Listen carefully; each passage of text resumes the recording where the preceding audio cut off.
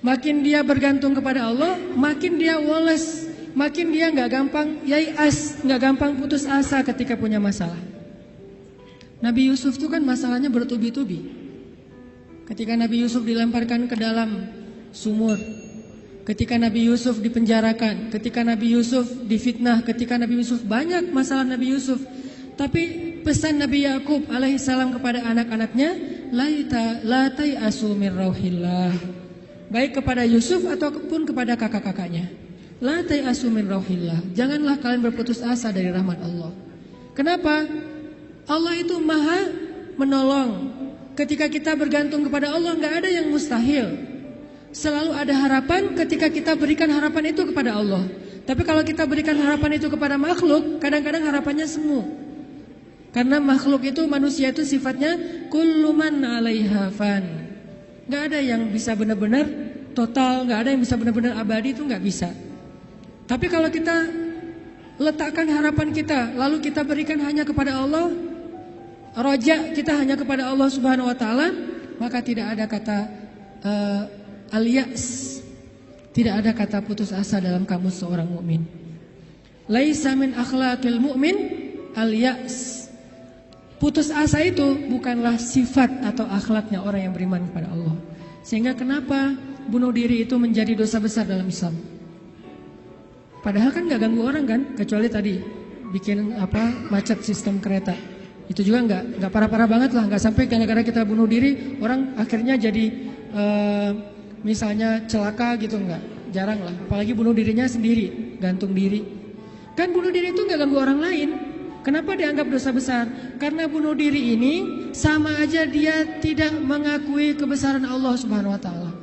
Dia tidak berpegang lagi kepada Allah. Dia putus asa dari rahmat Allah Subhanahu Wa Taala. Padahal Allah selalu mengatakan la tai'asu, jangan putus asa. Aku kasih nih, aku kasih. Tapi dia bilang enggak akan dikasih. Berarti dia kufur kepada Allah Subhanahu Wa Taala dan merugikan dirinya sendiri.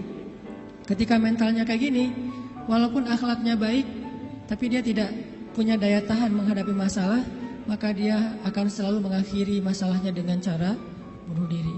Dalam Islam kasus bunuh diri bisa dibilang hampir nggak ada kalau dalam sejarah Nabi dan para sahabat. Satu-satunya ada kasus bunuh diri itu bunuh diri dalam peperangan ada. Dia lagi dibacok, lagi bertempur terus dibacok sama musuh, banyak luka, nggak tahan dengan rasa sakit, kena kayak tombak gitu di perutnya, karena nggak kuat dengan rasa sakit. Dia tekan lagi tubuhnya ke tombak itu supaya cepat mati. Lalu ketika dia sudah meninggal, orang-orang mengatakan dia itu pemberani, dia itu syahid, dia itu hebat. Kata Nabi tidak, dia di dalam neraka. Lalu para sahabat bertanya, kenapa ya Rasul kok dia masuk neraka? Padahal kita tahu dia meninggalnya dalam fi sabilillah. Kata Nabi karena dia nggak bersabar terhadap ujian dari Allah Subhanahu Wa Taala. Sakit, ya udah daripada saya nggak kuat nahan sakit, mending sekalian mati nih. Itulah al-ya's. Dan itu tidak ada dalam kamus orang yang yakin kepada Allah, beriman dan bergantung kepada Allah SWT. Jadi kalau kita mau belajar kepada orang Jepang, ada yang kita bisa belajar banget, yaitu moralnya, kedisiplinannya, kebersihannya. Tapi tetap ada satu hal yang fatal yang mereka tidak punya, yaitu Tuhan. Mereka nggak percaya kepada Tuhan. Kalaupun ada agama, kata teman-teman di sana, lahirnya sebagai orang agama Shinto kalau nggak salah, terus nikahnya sebagai agama Katolik kalau nggak Protestan, matinya sebagai agama Buddha. Jadi gonta-ganti itu. Kenapa gonta-ganti? Karena buat mereka agama itu hanya sekedar culture. Mereka tidak menyebut Islam sebagai agama Islam, tapi budaya Islam. Mereka tidak mengenal nilai-nilai ideologis, yang mereka tahu adalah nilai-nilai budaya, adat istiadat atau culture. Sehingga buat mereka pindah-pindah culture itu bagian dari kebijaksanaan. Kayak kita misalnya, saya nih orang Aceh, ketika saya berada di Sunda, di mana bumi dipijak, di situ langit dijunjung. Itu kan wise kan? Ketika kita menghargai budaya tempat kita tinggal, keramahan keramahan lokal atau apa gitu. Nah ini kan apa? Kearifan lokal. Arif kan bijaksana nih. Nah karena mereka menganggap agama itu hanya sekedar culture, maka arif menurut mereka itu ketika kita bisa beradaptasi dengan semua momen-momen culture itu. Masa-masanya Valentine mereka jadi orang Kristen. Masa-masanya hari tertentu misalnya hari besar Cina misalnya mereka jadi orang Buddha. Masa-masa tertentu mereka jadi orang Shinto dan segala macam. Yang nggak ada menjadi orang Muslim. Jadi karena nggak bisa dimix nih. Satu-satunya yang nggak bisa dimix menurut mereka cuma culture Islam. Yang lain bisa dimix. Culture Islam nggak bisa dimix sama mereka sehingga nggak bersentuhan langsung. Ini artinya mereka melihat semua itu hanya sekedar moralitas. Bukan sebuah nilai ideologis yang menguatkan mental, bukan. Sekedar moralitas. Culture Islam moralitas, culture yang agama-agama lain yang kita sebut itu moralitas, termasuk culture Jepang itu adalah moralitas. Tapi mentalnya lemah, sehingga ketika mereka punya masalah dalam dirinya, mereka nggak punya pertahanan sama sekali. Sedangkan kita melihat ad-din, melihat Islam adalah sebuah nilai yang membangun mentalitas kita.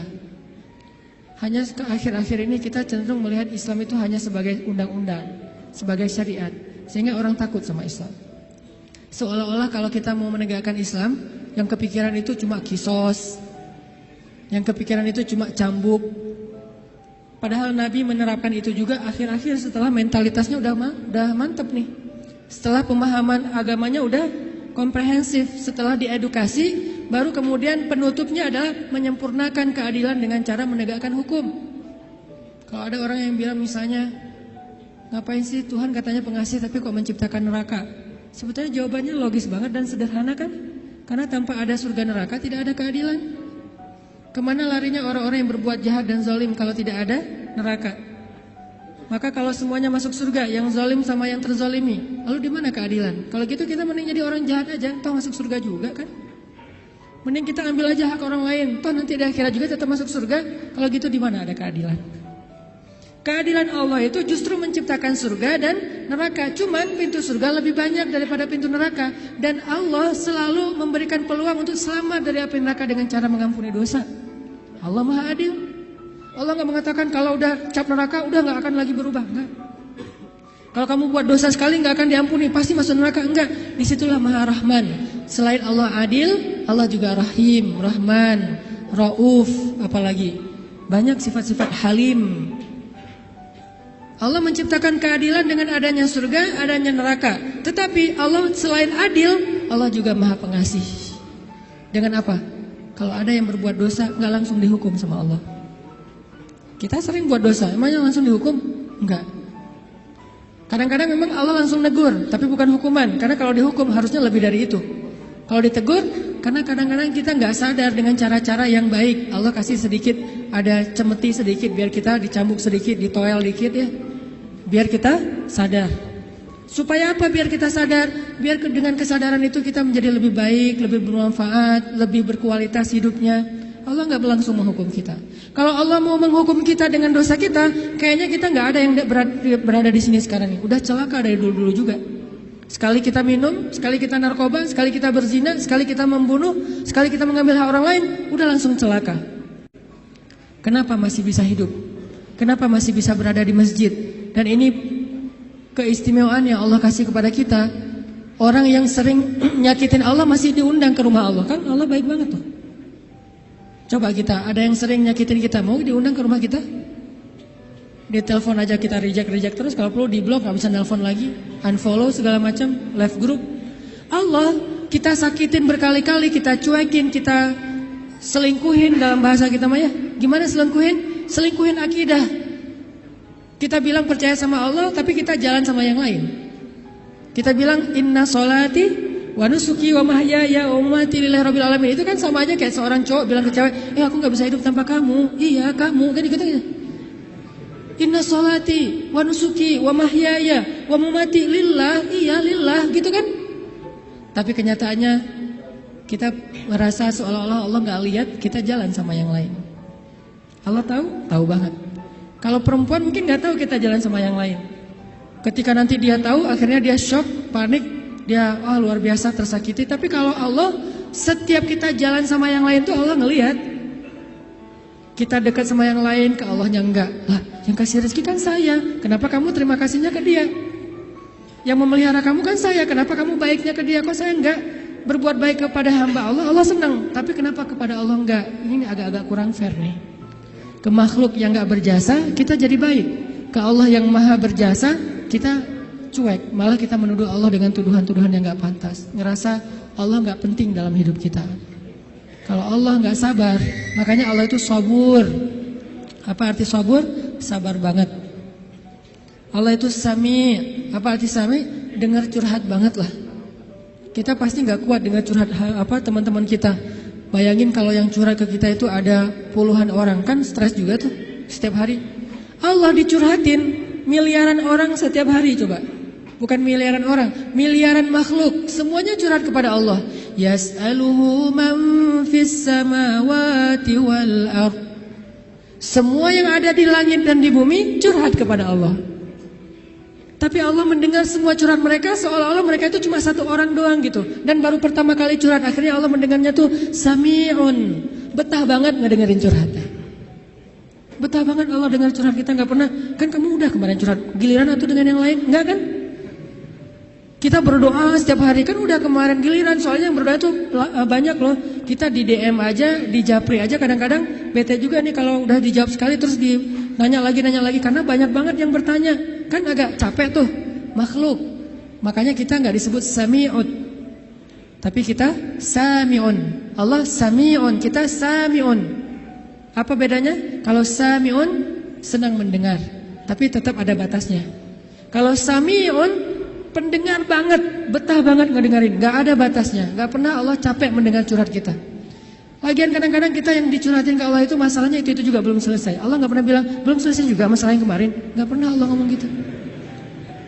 Kayak berlarut-larut kamu teh masalah gak beres-beres. Allah gak pernah ngomong kayak gitu kan. Tetap aja hambaku ada apa, Allah mendengar. Dan bukan cuma mendengar, Allah yang ngedatangin kita ke langit dunia setiap sepertiga malam. Terus Allah bertanya, hal min dihajah, ada nggak di antara hambaku yang butuh sesuatu? Sini. Hal min taib, adakah di antara hambaku yang pengen taubat? Sini aku terima taubatnya. Hal min mustaghfir, adakah di antara hambaku yang pengen minta ampun? Sini aku ampuni dosanya. Allah datangin kita, Allah nawarin jasa kepada kita, masih kita bilang juga Allah nggak berjasa dalam hidup kita. Masih kita bilang kita nggak butuh Allah Subhanahu Wa Taala. Fa bi ayyi ala'i rabbikuma tukadziban. Jadi teman-teman, ada orang kadang dalam kehidupan kita itu berjasa banget sampai kita nggak bisa ngelupain dia. Salah satunya dalam hidup saya misalnya yang paling berjasa itu ibu nomor satu pastinya ya. Kedua istri. Orangnya ada soalnya di sini. Ibu, istri. Kalau selain keluarga, oke, itu keluarga. Selain keluarga, siapa yang paling berjasa? Dalam hidup saya itu salah satu yang cukup banyak ngebantu saya itu adalah salah satunya nih. Ada saudara saya, Ustadz Muhtarom namanya, dosen Unpad, tinggal di Antapani. Beliau yang pertama banget nampung saya ketika saya baru hijrah ke Bandung. Ketika saya nggak tahu tinggal di mana, nggak punya rumah kontrakan, ngontrak juga nggak bisa. Beliau nampung saya tinggal di rumah beliau beberapa lama di Antapani. Beliau kenalin saya dengan ibu-ibu Masjid Salim. Nih dari Mesir nih, mau nggak dengerin ceramahnya? Enak loh, padahal saya juga masih bingung ceramahnya gimana ya. Nggak pernah ceramah. Sekali-kali ceramah yang kebalik kan Allah SAW, Rasulullah Subhanahu Wa Taala. Sekali-kalinya ceramah kebalik saking nervousnya. Disuruh ceramah sama Ustadz Muhtaram, nih ceramah. Akhirnya ibu-ibu ngundang-undang saya awal-awal dikenalin di Bandung. Berjasa banget, sehingga kalau misalnya beliau miss call, nggak keangkat sama saya, langsung saya telepon balik. Kalau beliau SMS, langsung saya read, langsung typing, langsung bales. Kenapa? Karena saya merasa beliau berjasa dalam hidup saya. Adakah yang lebih berjasa dalam hidup kita daripada Allah Subhanahu Wa Taala? Toh beliau juga hamba Allah. Allah yang mengirim beliau untuk saya. Allah yang mengirim ibunda untuk saya. Allah yang mengirim istri saya untuk saya. Kalau Allah nggak kirim istri saya buat saya, nggak mungkin saya bisa nikah sama dia. Kan saya sering cerita, saya bukan tipe dia banget. 4 pantangan pada diri dia tuh ada di saya. Ya Allah, jangan itu, jangan itu, jangan itu, jangan itu ada di saya semuanya. Coba kalau Allah nggak membolak-balikan hati dia, mana mungkin saya nikah sama dia kan? Kayak mustahil gitu, karena bukan tipe dia banget. Ya Allah, jangan yang orang Sumatera, jangan brewokan, jangan yang dop. Udah dop, brewokan pula. Jangan anak pesantren, karena mungkin beda kebiasaannya, terlalu soleh kali menurut dia gitu ya. 4-4-nya ada pada diri saya, terutama yang dop dan Sumatera nih. Orang Sumatera kuliah di Mesir, dan Mesir mah Sumateranya Arab. Arab itu kayak kita, ada Sundanya, ada Jawanya, ada Betawinya, ada Sumateranya. Mesir itu Sumateranya Arab.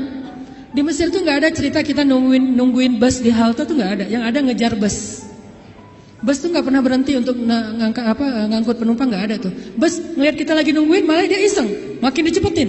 Akhirnya kita kejar, wah, cowboy banget lah kehidupan di Mesir mah. Dia cuma berhenti kalau yang nungguin itu ibu-ibu. Kenapa? Karena ibu-ibu di Mesir itu raja. Nggak ada yang berani sama ibu-ibu. Benar-benar queen tuh kalau ibu-ibu teh. Di Mesir ibu-ibu belanja nih ya. Mang, apa bahasa Arabnya? Gitulah pokoknya. Mang, itu saya pengen ikan gitu ya. Oh iya ya. Pas diambil ternyata ikannya matanya agak-agak merah gitu, mungkin agak-agak lama di freezer. Akhirnya bilang, "Ini kenapa nih ikan matanya merah? Begadang ya?" Nggak jadi deh, malah saya mau ikan yang suka begadang, cari yang lain. Ganti lagi yang lain. Udang aja, udang baunya nggak enak, ganti lagi. Berkali-kali gonta-ganti. Itu yang dagang ikan tuh nggak boleh marah. Kenapa? Yang ngomong seorang perempuan. Dan di Mesir itu perempuan sangat dihormati, nggak boleh berdebat dengan perempuan, aib. Debat dengan cewek itu aib. Kalau dimarahin cewek itu aib. Mending kita menghindar aja deh. Kalau kita naik bus, duduk nih, ibu-ibu naik harus berdiri. Kalau nggak berdiri itu dianggap aib, satu bus semuanya aib. Kalian laki-laki atau apa kalian teh? Ada perempuan masuk ke bus, kalian pada duduk cuek itu, malu-maluin kalau di Mesir. Sehingga kalau ada ibu-ibu naik ke dalam bus nih, cowok-cowok semuanya berdiri siap. Silakan pilih kursi yang mana aja. Ibu-ibu boleh memilih. Kalau di kita kan laki-laki memilih, enggak, salah. Ini ibu-ibu yang memilih, saya mau yang di situ. Kenapa? Cowoknya ganteng. Dia milih tuh. Terserah dia mau duduk di mana. Cuma dua, ibu-ibu sama ulama. Kalau ada ulama Al-Azhar, karena ulama Al-Azhar, dosen-dosen saya di Al-Azhar itu nggak punya mobil pribadi. Mereka hidupnya sederhana. Gajinya gede sih, tapi asal gajian langsung ngasih beasiswa kepada mahasiswa yang kurang mampu. Kalau udah gajian tuh saya ngerasain sendiri nih. Dia gajian ngambil di admin ya. Karena dulu nggak ada transfer-transferan. Mesir itu agak-agak terlalu ya gitulah, manual ya, nggak ada transfer. Satu-satunya komputer di ruang admin tuh dipakai main kartu. Karena dia nggak ngerti sistem komputerisasi akun kayak gitu tuh, akuntan tuh nggak ngerti dia tuh. Tahu satu-satunya komputer dipakai main kartu. Main kartu pas kita lagi ngantri, Om kita lagi ngantri nih, ntar tunggu dulu nih, kita lagi nih belum beres nih, gitu coba. Tapi menghargai banget kepada orang tua, ulama, ibu-ibu. Nah, ada dosen saya ngambil gajinya kurang lebih sekitar 2.000 pound. 1 pound itu dulu sekitar 3.000 rupiah, lumayan lah ya, hampir 10 juta gajinya. Dia ngambil gaji sekitar 10 juta, langsung datangin mahasiswa yang kita lagi nongkrong di depan kelas, di depan kampus, datangin, ya abnai, panggilnya lembut, anak-anak, kata dosen teh. Kalian udah beli buku kuliah belum? Kita senyum-senyum. Padahal udah, tapi senyum-senyum aja. Mau bilang udah, jujur. Mau bilang enggak boleh dusta ya. Senyum-senyum aja. Oh ya udah nih, beli buku. Alhamdulillah. Akhirnya kita beli buku, cuma bukan buku kuliah, buku tambahan gitu kayak buku sejarah, buku apa. Alhamdulillah. Dia ngasih dari 10 juta, 5 juta itu buat anak-anak. Nah itu kebiasaan di sana tuh dosa-dosanya. Makanya karena hidupnya kayak gitu, sederhana, enggak punya kendaraan. Dosen kalau mau ke kampus bareng dengan kita pagi-pagi tuh naik bus. Cuman kalau kita ngejar, kalau bus supirnya nggak berani disuruh dosen Al-Azhar ngejar bus kan nggak mungkin ya. Kalau melihat itu ada penampilan dosen, langsung busnya berhenti. Begitu dosennya naik langsung jalan tuh, nggak peduli kita lagi di tangga kayak di apa, nggak peduli deh. Kan dosen dulu yang naik nih. Prof silakan. Dosennya naik, baru dosennya di atas, kita masih bergelantungan tuh bus langsung jalan. Sampai ada beberapa mahasiswa Malaysia karena nggak terbiasa mungkin. Mereka kan biasanya naik taksi nih, karena beasiswa dari kampus, dari kerajaannya gede. Kalau kita kan beasiswanya dari Al-Azhar. Mesir itu negara miskin, tapi ngasih beasiswa puluhan ribu mahasiswa asing. Negaranya miskin, tapi bisa ngasih beasiswa, luar biasa. Nah Malaysia nggak dikasih. Negara yang tidak dikasih beasiswa di Asia itu Malaysia dan Brunei, karena dianggap udah sejahtera. Akhirnya mereka terbiasa naik taksi nih. Begitu mahasiswa Malaysia sekali naik bus, nggak terbiasa naik bus ala-ala Mesir gitu, turunnya membelakangi arah jalannya bus. Kebayang kan? Gelundung gitu kan? Kita mahasiswa Indonesia ketawa-ketawa aja, wah lucu. Kalau kita kan udah biasa koboi ya, kejar bus, terus turunnya sambil lari. Kadang-kadang kalau bawa barang itu barangnya dilempar dulu ke dalam bus langsung dikejar naik gitu. Udah biasalah kayak gitu-gitu di Mesir. Tadi cerita apa tadi teh? Hubungannya? Ya gitulah, nggak ada hubungannya. Pokoknya balik lagi ke tema ya.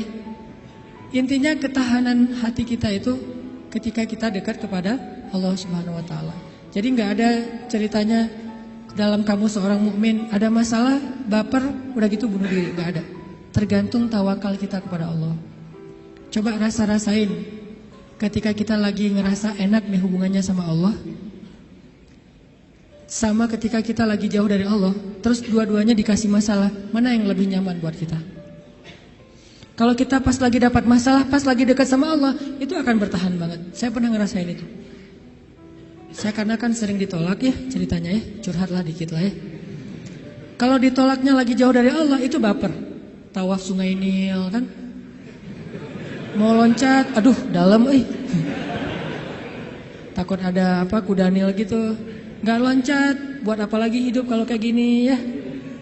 Kenapa kayak gitu? Lemah gara-gara jauh dari Allah. Kalau ditolak pas lagi dekat sama Allah, nggak apa-apa. Yang penting jangan ditolak sama Allah kan gitu. Ditolak, ya Allah, pasti Engkau mau ganti yang lebih keren ya. Husnuzon kan, aku tergantung prasangka hambaku. Ya udah bertahan. Orang makin dekat sama Allah, makin tough, makin bisa survive dalam menghadapi masalah. Makin tuh. Kenapa?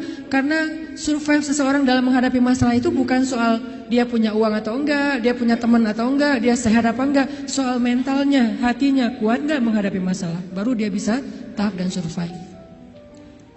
Ada orang yang secara fasilitas hidup udah nyaman, kenapa masih bunuh diri? Termasuk tadi tuh, di Jepang itu kan jaminan sosial tinggi banget ya, luar biasa ya. Sampai ada teman saya, bukan hanya berlaku untuk warga Jepang, untuk warga asing yang kerja di Jepang tetap dapat jaminan sosial karena pajaknya tinggi. Ada teman saya yang ngelahirin, setelah dia nikah, hamil, lahir, itu anak biaya ngelahirinnya ditanggung pemerintah, terus ibunya boleh cuti selama 6 bulan, tapi tetap dapat gaji full setiap bulan. Cuti 6 bulan, gaji fullnya setiap bulan, ditambah lagi dengan bonus karena udah punya anak. Dikasih bonus, jadi punya anak dikasih bonus. Makanya di sana tuh kayaknya orang menikah itu semangat ya, nggak pengen istiqomah jomblo lah ya. Karena jomblo nggak ada bonus di sana. Begitu nikah dapat bonus, begitu punya anak dapat bonus. Tapi ada batasannya, anak nggak boleh banyak-banyak juga. Makin nambah anak, makin nambah pajak. Jaminan sosialnya tuh tinggi. Tapi kenapa kok malah gampang putus asa? Padahal secara fasilitas hidup sudah tercukupi. Mental, mungkin secara etika keren lah, pokoknya ngacung jempol pokoknya. Tapi kalau mentalnya lemah, kosong, ada yang gersang di dalam hatinya karena tidak diisi dengan kata Allah di dalam hati mereka. Di satu sisi kita perlu belajar kepada mereka, di sisi yang lain mereka perlu belajar kepada mukmin. Salah satunya mukmin di Indonesia. Ketika kita jauh dari Allah, mulai naik tingkat kriminal, mulai naik tingkat bunuh diri, mulai banyak orang yang putus asa, mulai banyak orang yang mengeluh, terjadilah krisis sosial. Itu ketika jauh dari Allah. Sejak kapan dalam persepsi kita miskin itu masalah? Di zaman Nabi miskin itu bukan masalah. Masalah itu fakir, bukan miskin. Di zaman Nabi malah berdoa pengen jadi orang miskin. Ya Allah, hidupkan saya sebagai orang miskin, matikan saya sebagai orang miskin, bangkitkan saya bersama orang miskin. Nabi itu cuma bilang, hampir-hampir kefakiran itu menyebabkan orang kufur. Itu teks hadisnya, kadal fakru ayyakuna kufran, bukan miskin jadi kufur. Nggak ada teks kayak gitu. Terjemahan kita yang keliru. Orang miskin itu dekat dengan kekufuran. Nggak ada teks hadis kayak gitu. Yang ada fakir dekat dengan kekufuran. Terus apa bedanya miskin dengan fakir? Miskin itu kurang harta, kalau fakir itu kurang syukur. Makanya Nabi dalam konteks miskin malah berdoa pengen jadi orang miskin supaya hisabnya gampang. Tapi kalau dalam konteks fakir, Nabi malah bertauz, Allahumma inni a'udzubika minal fakri. Ya Allah, aku berlindung kepadamu dari kefakiran. Maksud kefakiran di dalam doa Nabi itu bukan kurang harta, tapi kurang syukur, kurang qanaah dengan apa yang diberikan Allah Subhanahu wa taala. Mental. Makanya salah satu misi Allah menurunkan Islam, mengutus Nabi Muhammad SAW itu adalah membangun mentalitas manusia yang kita sebut dengan mukmin muslim. Mentalnya yang dibangun, sehingga dengan mental itu lahirlah kebaikan-kebaikan yang sifatnya moral, kebaikan yang sifatnya akhlak, kebaikan yang sifatnya ritual, ibadah. Tapi semuanya berawal dari mental, termasuk sabar mental. Yang menyebabkan seseorang gak gampang panik, mentalnya. Dan mental itu tergantung keyakinan dia kepada Allah Subhanahu wa ta'ala.